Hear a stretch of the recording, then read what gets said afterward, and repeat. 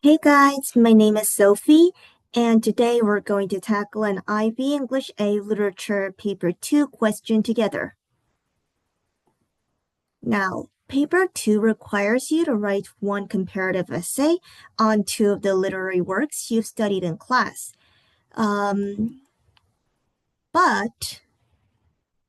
But you're not allowed to bring the books into the exam room, so you need to make sure you know the text inside and out. And I've memorized around 10 useful quotes, preferably with literary devices you can note in the essay. The question we're diving into today is, with reference to the work of at least two writers you have studied, explore the ways in which recurring motifs or symbols contribute to a richer understanding and appreciation of the works. All right, to answer this question, I'm going to be using F. Scott Fitzgerald's The Great Gatsby and Joseph Conrad's Heart of Darkness. These two might seem very different.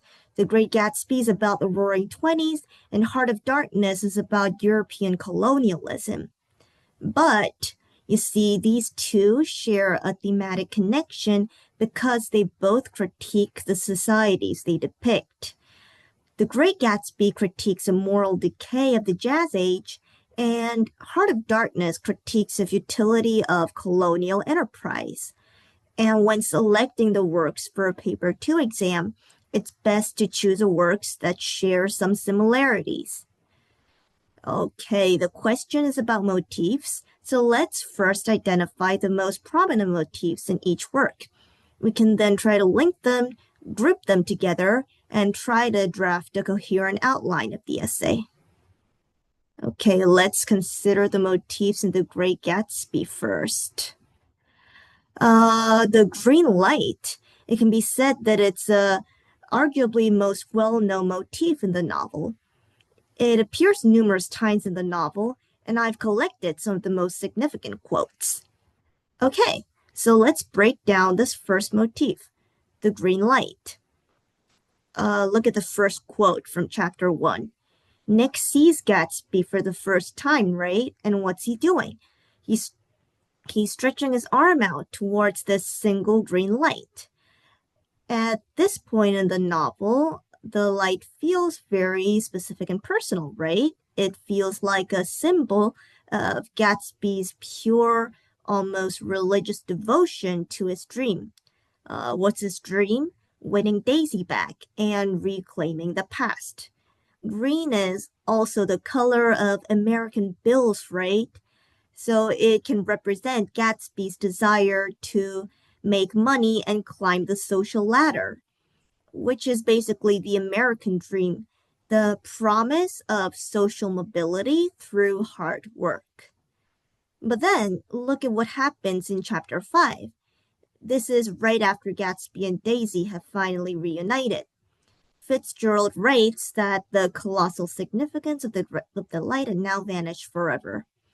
This is a huge moment. Why has it vanished?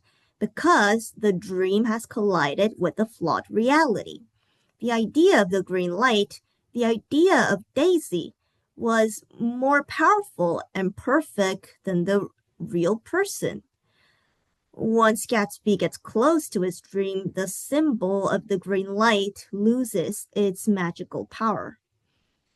And in the final chapter where Nick says, Gatsby believed in the green light, etc., etc., you see this quote shows the unattainability and hollowness of the American dream, as it eluded people even as they try harder to attain it.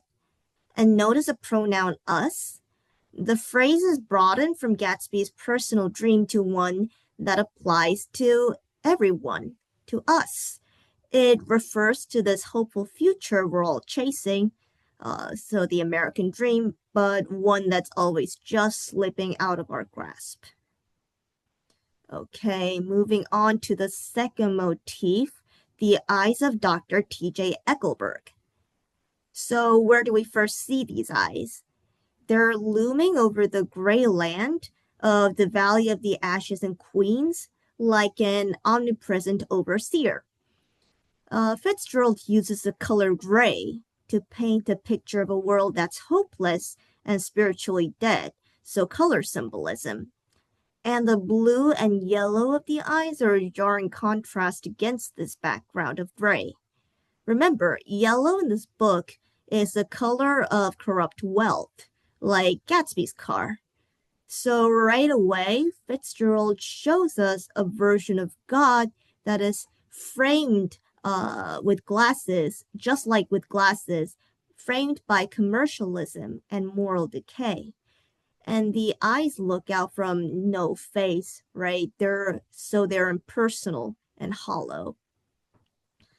Okay, in chapter 8, after Myrtle's death, her husband grieves and looks at these eyes and says he told Myrtle after he found out about her affair with Tom Buchanan, "You can't fool God." Here he directly connects the eyes to God, right? He's desperately searching for a moral authority or justice, and he projects it onto this empty billboard with just the eyes and glasses. Okay, and so the eyes of Dr. T.J. Eckelberg symbolize a hollow, commercialized world where there's no moral authority watching over people's actions. This recurring motif illustrates a society that is immoral and spiritually bankrupt.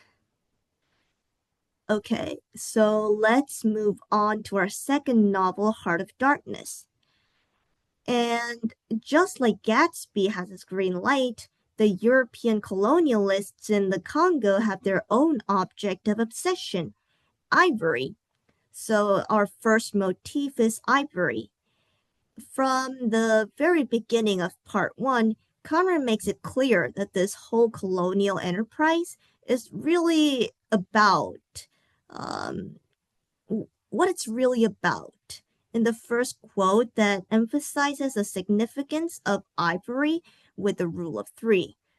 Rang in the air, was whispered, was sighed. See, it used the rule of 3. He even says you would think they were praying to it. The diction praying here imbues almost a religious connotation to ivory, suggesting it became a false god for the European colonialists. It's replaced any sense of morality or higher purpose for these men. And the next quote confirms this. The only real motivation is to get a post where they can get their hands on ivory and earn percentages. This exposes the entire civilizing mission as a sham. It's not about bringing light to Africa or bringing civilization to Africa. It's about extracting wealth. So ivory symbolizes European greed and the hollow goal of colonialism. Also, in part 2, Marlowe recalls Kurtz's madness, saying, "My intended, my ivory, my station, my river." Look at how my ivory is wedged in right after his fiancée. For Kurtz, ivory is a personal possession, and it's part of his identity, as important as his fiancée. It symbolizes the absolute corruption of his soul, where people and resources are all just things for him to own and control. So ivory starts as a symbol of systemic greed, and it also represents the complete moral and psychological decay that the greed causes both in the system and in the individual. Okay. Moving on, our second motif for Heart of Darkness is darkness. Okay, so when we talk about this book, the word darkness is obviously huge. It's in the title itself, too. Let's look at where the story begins and ends. It's on a boat in London, right? And in the very first part, Conrad describes the air over London, the greatest town on earth, as a mournful gloom. Then Marlowe doubles down on this by saying, and this also as being one of the dark places of the earth. Conrad inverts our expectations here by saying that the darkness isn't just faraway place in Africa. It's right there, in London, at the heart of the British Empire. And at the end of the novel, Marlowe can't tell Curtis intended the truth about him. Why? He says it would have been too dark altogether. Here, darkness symbolizes a brutal, horrifying reality of imperialism. The lies and the abuse and evil that Kurtz represented. It's a truth so corrupt that civilized society, represented by his intended, simply cannot face it.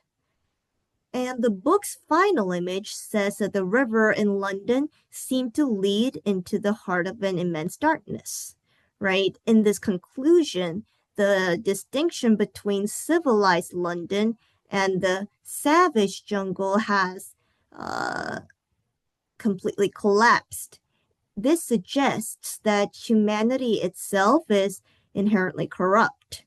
So it's a symbol of the moral corruption and hypocrisy that lies at the heart of the European colonial project, and more universally, the potential for savagery that exists within all of mankind. Okay, so now we have our key motifs.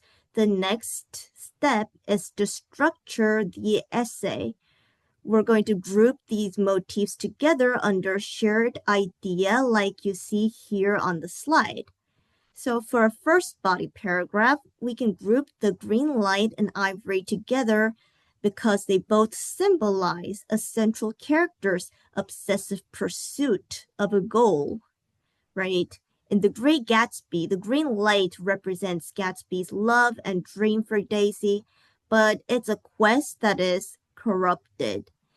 His entire fortune is built on illegal bootlegging during Prohibition, and his obsession with Daisy is less with her as a person and more with what she symbolizes, which is the ultimate prize of wealth and old money status.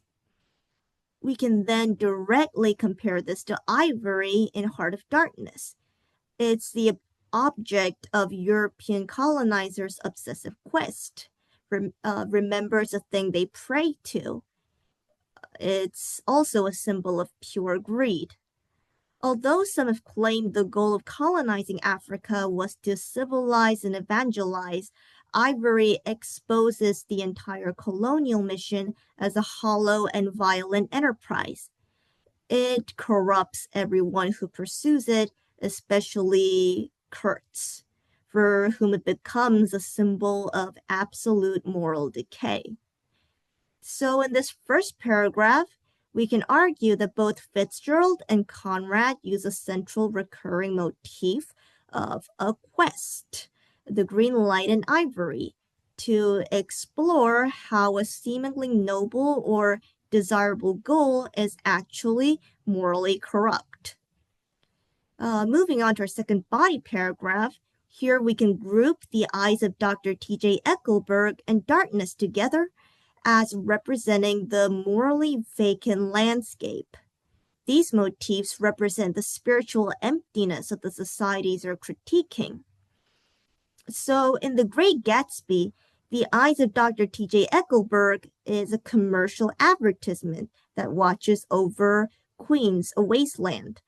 The fact that George Wilson mistakes him for God only highlights how spiritually empty the world of Great Gatsby is, the 1920s America. So the eyes are a hollow commercial stand-in for a moral compass or God that no longer exists. This pairs perfectly with the central motif of darkness in Heart of Darkness.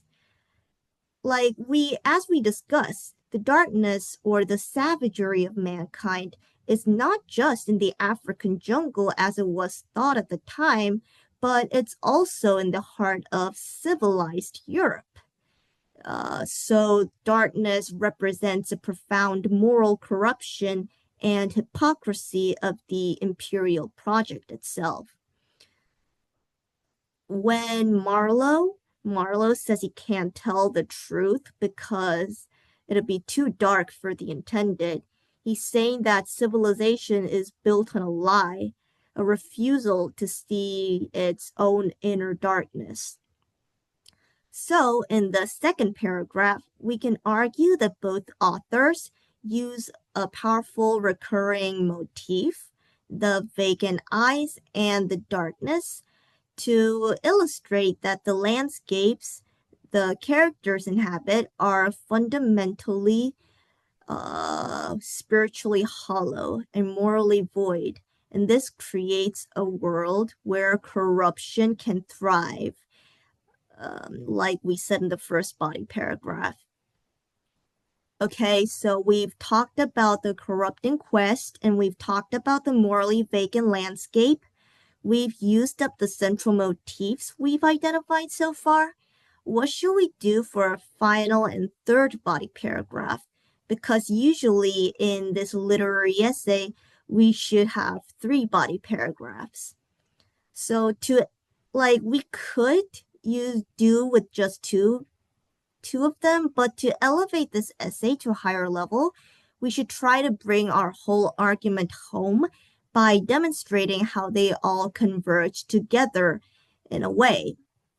So we could argue that these symbols find their ultimate expression in the tragic fates of the novel's central characters, J. Gatsby and Kurtz. So starting with Gatsby, see the final quote from the novel, Gatsby believed in the green light. It tells us who he really was. His identity lies in his unwavering faith in this beautiful but hollow dream. And that's how we get a richer understanding of the character and in the novel, because we understand that he's kind of a martyr for the corrupt promise of the American dream. And now Kurtz also dies, and he becomes a human embodiment of the darkness we've been talking about. His quest for ivory consumes him, and it all culminates in his famous last words, the horror. This is a moment of terrifying self-realization. Almost sounds like he's passing judgment on the entire hypocritical, violent colonial project. So this deepens our appreciation of the work and his character as like the terrifying endpoint of a morally void journey. All right. So here are the 3 body paragraphs. Now that we have them, we should tie them all together in a thesis statement that directly answers the exam question, right? The thesis statement should concisely map out the structure of the essay. So it can be something like this. In their respective critiques of societal decay, F. Scott Fitzgerald and Joseph Conrad employ recurring motifs to establish the corrupting nature of a central quest within a morally vacant landscape, which ultimately culminates in the tragic fates of the central figures, J. Gatsby and Kurtz. All right, so we have drafted the outline for the whole paper 2 essay. And that's it for today. Thanks, guys.